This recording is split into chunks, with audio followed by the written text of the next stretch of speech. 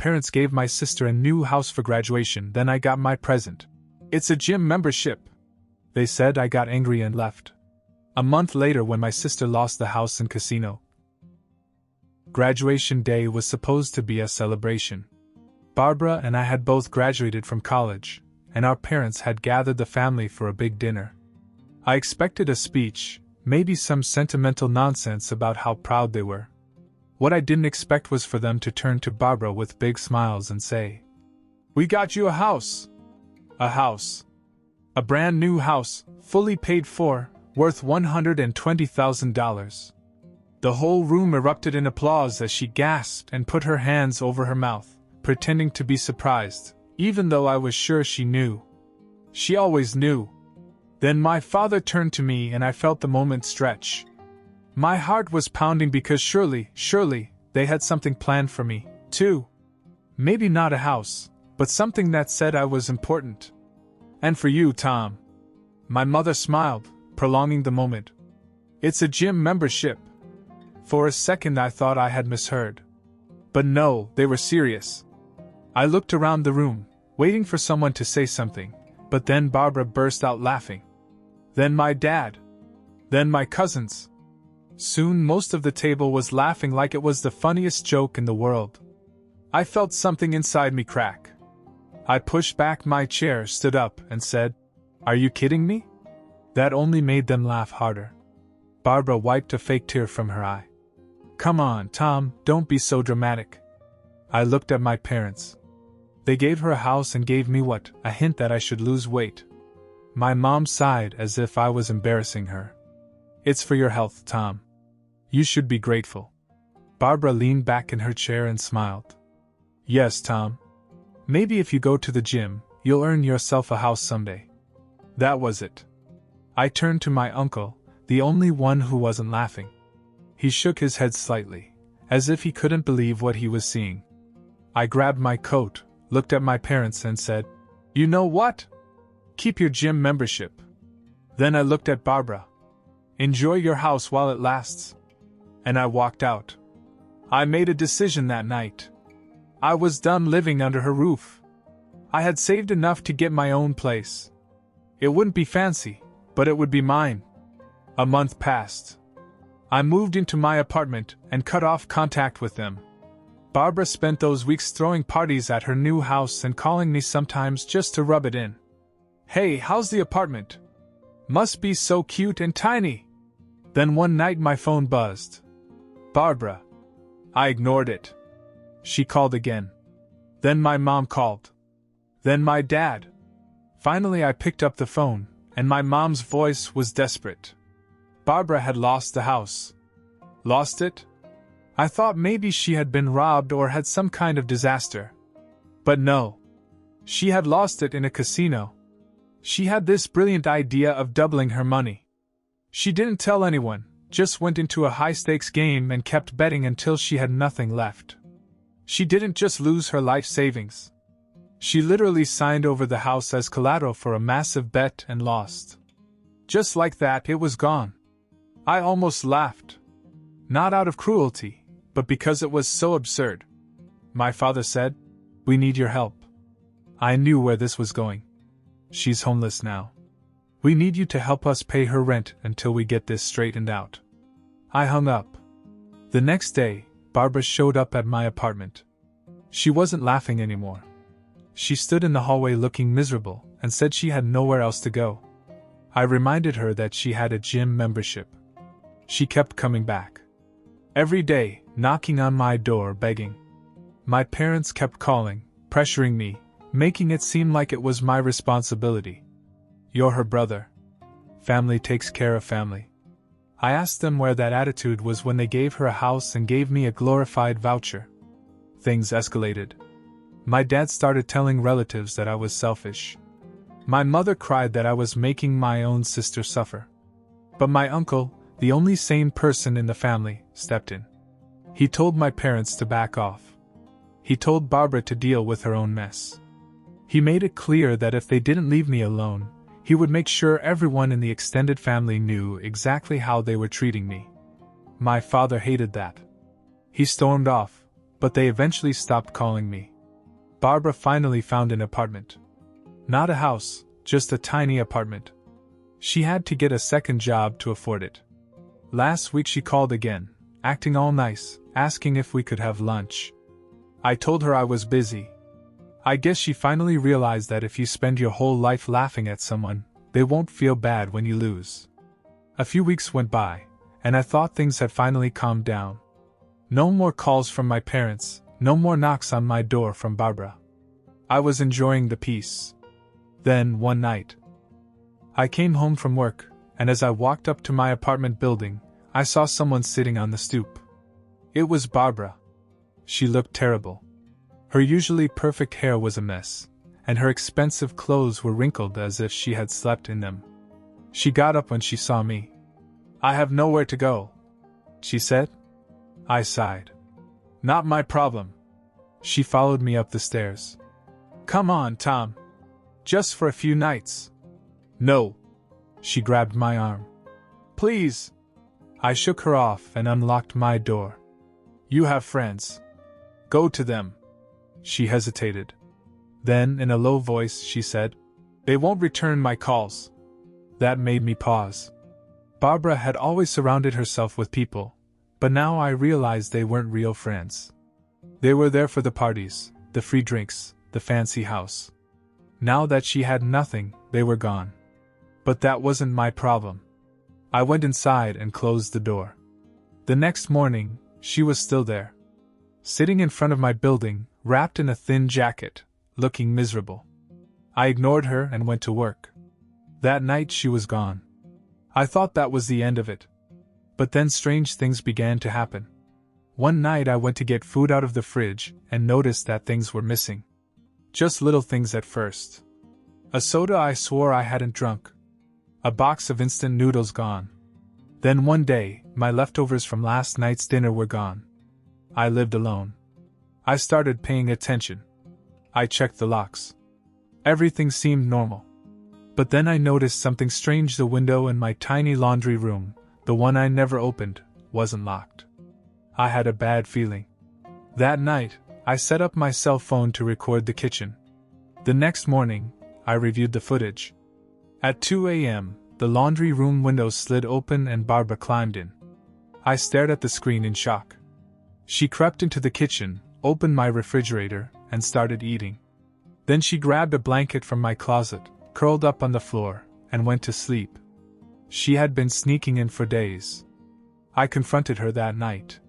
She denied it at first, but when I showed her the video, she broke down. She had been sleeping in her car, too ashamed to ask our parents for more help. She said she was desperate. I told her she had 1 hour to get her things and leave. She left, but my parents found out. They were furious. My dad called and yelled at me for being a heartless, selfish brother. My mom said I was cruel for letting my own sister sleep on the street. I told them I wasn't the one who gambled away her house. A few days later, I got a call from my uncle. He wasn't surprised. He told me something I didn't know. My parents had given Barbara everything since we were kids. When she wrecked her first car, they bought her another without a second thought. When she failed college courses, they paid someone to tutor her. Every mistake she made, they covered for her. "She's never had any consequences, Tom," he said. "Maybe it's time she learned." Then came the biggest surprise of all. Barbara was arrested. It turned out that she had gotten desperate enough to try to steal from a store. She got caught. My parents bailed her out, of course, and instead of blaming her, they blamed me. They said that if I had just helped her, she wouldn't have been forced to steal. That was it. I was done. I blocked them all. Months went by. I got a promotion at work, moved to a better apartment, and finally felt free. I heard bits and pieces through my uncle. Barbara was struggling. My parents still made excuses for her, but they had finally stopped bothering me. Then one day I got a text from an unknown number. "I'm sorry, Barbara." I didn't reply. Sometimes people only realize what they had when they lose it all. A few months went by, and life was finally quiet. No more phone calls, no more guilt trips. Barbara was working 2 jobs to afford her tiny apartment, and my parents had stopped trying to blame me for their mess. Or so I thought. One night I came home to find Barbara sitting on the steps outside my apartment building. She looked unkempt, her hair a mess, dark circles under her eyes. She was scrolling through her phone, pretending she wasn't waiting for me. I sighed. "What do you want?" She stood and brushed herself off. "I just need to talk." I didn't answer, just unlocked my door and stepped inside. She followed. "Look, I know I messed up," she said, pacing my living room. "I was stupid, I get it. But I can't do this anymore, Tom. I can't work 2 jobs, I can't live in this shoebox of an apartment. So what, you want me to pay for a bigger place for you?" She hesitated. "No. I mean, I don't know. I think I should move back home."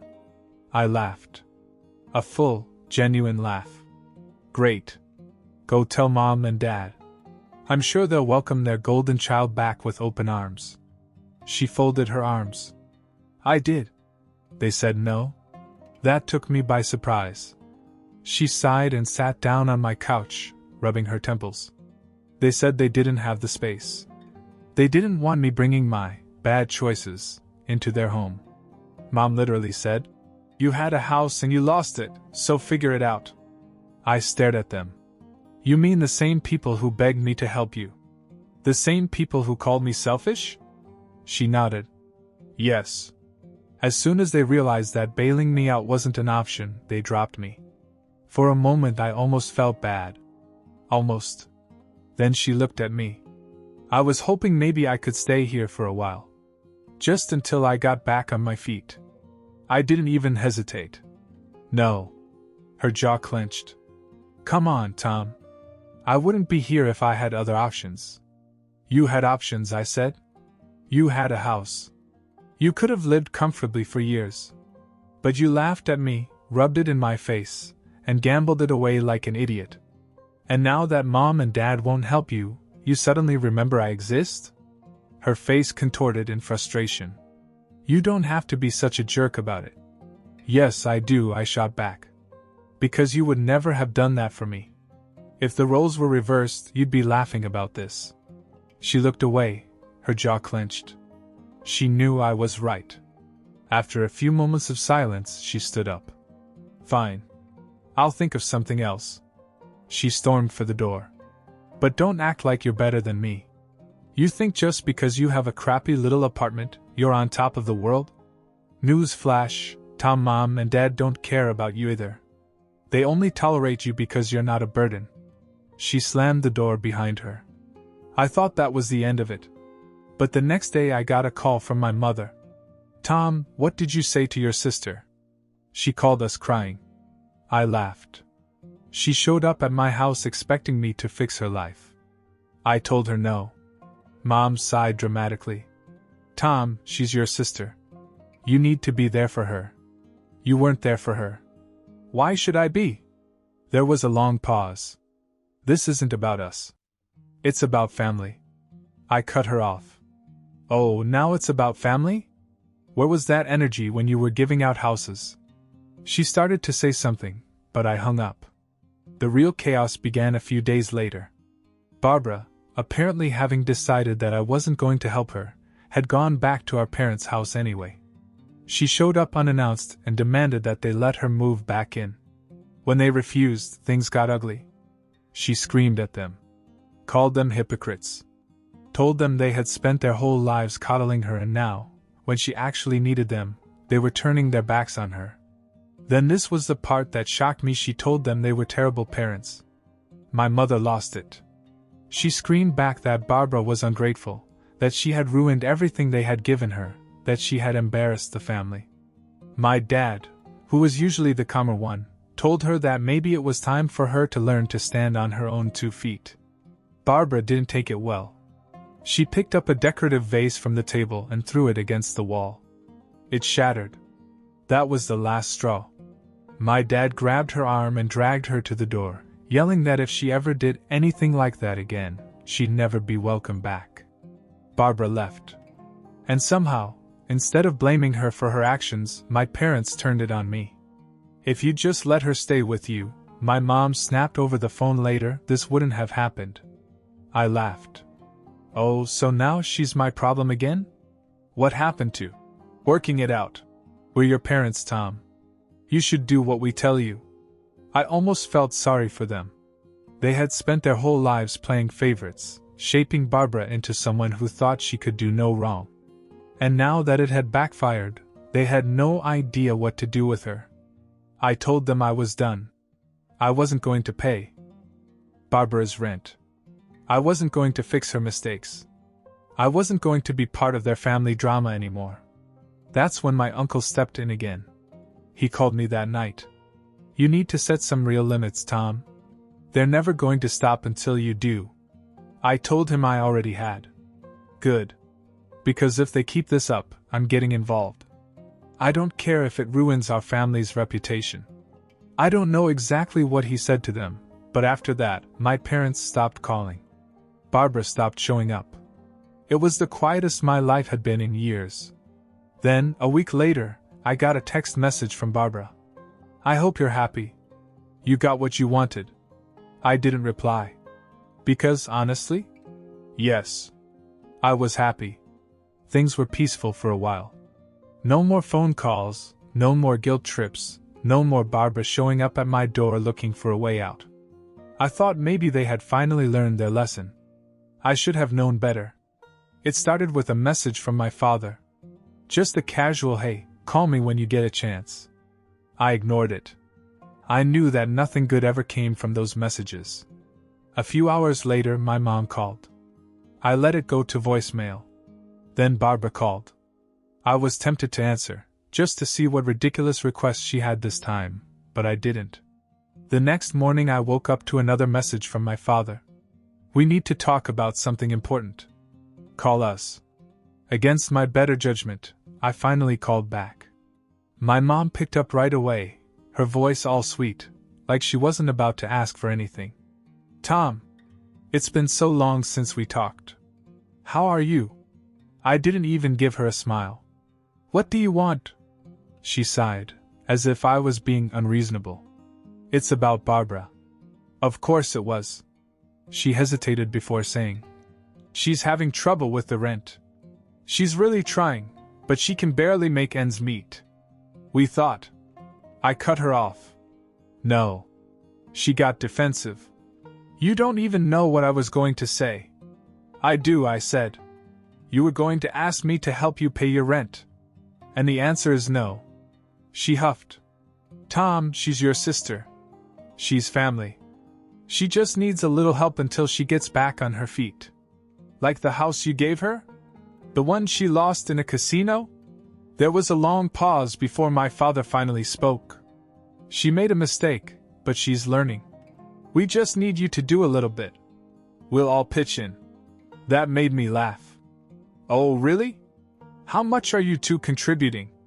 Silence. Then my mom said, well, we help in other ways. I knew what that meant. They didn't give her a dime. So you want me to pay her rent while you do what exactly? Give her pep talks? My father's tone grew sharp. Don't be disrespectful. I scoffed. Oh, but it's not disrespectful to ask me to take care of your favorite child. Where was that generosity when I needed help? My mother sighed, as if she were the victim here. Tom, it's not about that. You have a good job, you have stability. Barbara doesn't. That's not my problem. That's when Barbara jumped into the conversation. I didn't even know she was on the line. Jesus, Tom, will you ever stop being bitter? She snapped.